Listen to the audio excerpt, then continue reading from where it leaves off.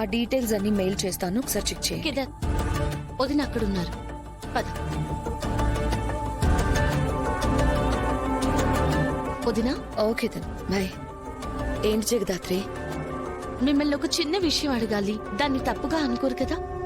ఏం జగదాత్రి కొత్తగా నా దగ్గర మొహమాట పడుతున్నావు? అడుగు. మీరు వైజయంతి అత్తయ్య గురించి చెప్పింది విన్నాక, అత్తయ్య గారు ఇప్పుడు ఉండడం చూశాక, అసలిద్దరూ ఒకటే అంటే నమ్మడానికి కూడా కష్టంగా ఉంది వదినా. కుటుంబాన్ని అంత ప్రేమించిన మనిషి ఇప్పుడు ఇంత స్వార్థంగా ఎలా మారిపోయారక్క? అంతటికీ కారణం పాపారాయుడు మావయ్య. పాపారాయుడు మావయ్య. మా పిన్ని మమ్మల్ని చిన్నప్పటి నుంచి సొంత పిల్లల్లానే చూసుకునేది. ఇందా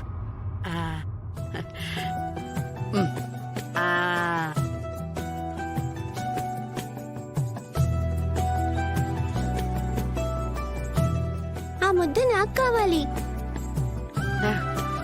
చెల్లి అడిగింది కదా, తనకు పెట్టు. చాలనా? అప్పుడా ఇది దగ్గరికి రండి. ఇరుగు దిష్టి, పొరుగు దిష్టి, అందరి దిష్టి పోవాల. సర్లే, మీరు వెళ్ళి ఆడుకోండి.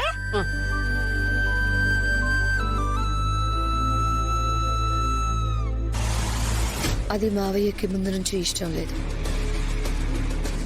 ఇంటికొచ్చినప్పుడల్లా పిన్ని నన్ను కాచిని ప్రేమగా చూసుకోవడం చూసి మావయ్య పిన్నిని తిడుతూనే ఉండేవారు.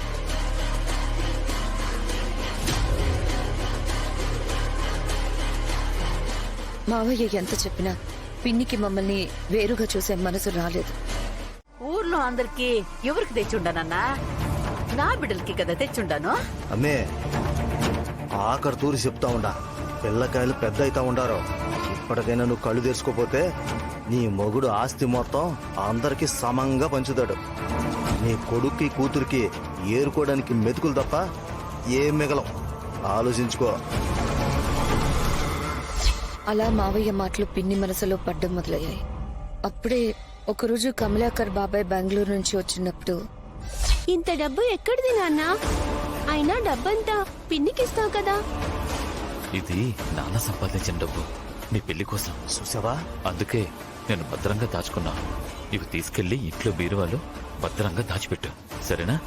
ఎవరికి ఇవ్వద్దే. చూసావామే, ఇదా నీ కుటుంబం.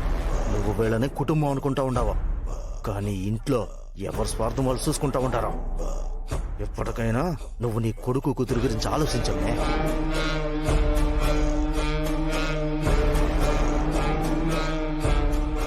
ఆ రోజు నుంచి పిన్నిలో చాలా మార్పు వచ్చింది.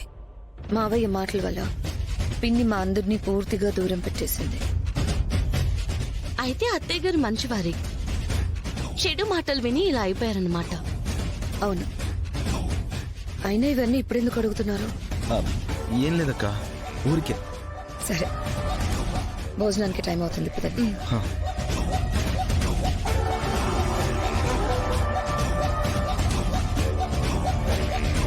ఉదయం చెప్పిన దాని ప్రకారం ఆలోచిస్తే అత్తయ్య గారిని మార్చుకోవడం చాలా ఈజీ కేదార్. అవును దాత్రి.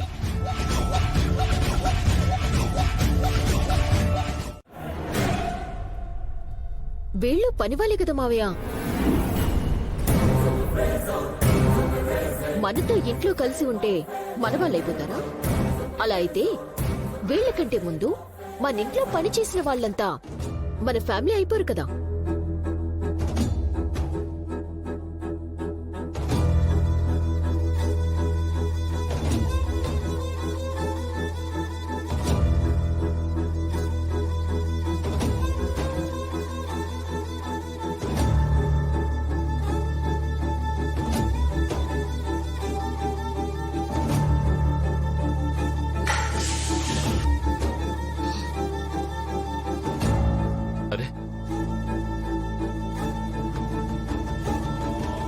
వెళ్ళి కూర్చోరా. మాతో పాటు మా అమ్మ నీకు కూడా 4 ముద్దలు పెడుతుంది, తిని పండగ చేసుకో.